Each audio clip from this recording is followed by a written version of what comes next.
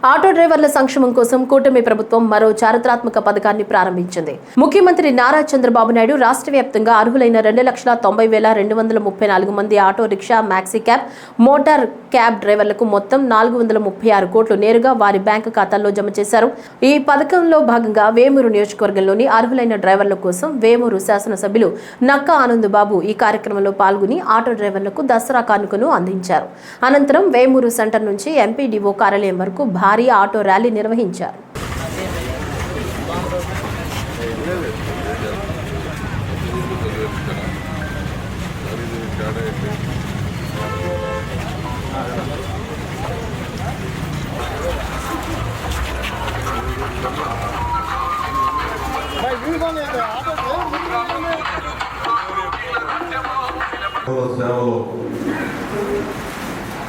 అనే కార్యక్రమం చంద్రబాబు నాయుడు గారి నాయకత్వంలోని కూటమి ప్రభుత్వం అమలు శ్రీకారం చుట్టినటువంటి రోజు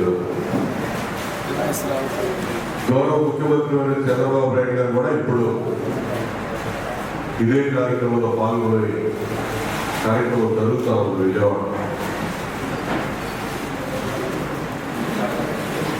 ఈ కార్యక్రమం ఎన్నికలకు ముందు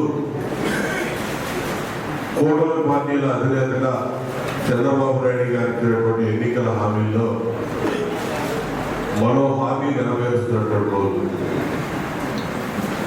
ఇందాక డిఆర్డీ ఎంపీడీ గారు చెప్పారు,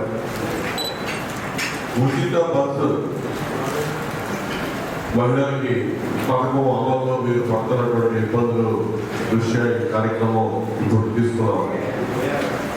కానీ ఇప్పుడు తీసుకున్న కార్యక్రమం కాదు, ఎన్నికల మేనిఫెస్టోలోనే అనౌన్స్ చేసినటువంటి పథకం ఈ పథకం. మీరందరూ కూడా ప్రయాణికుల్ని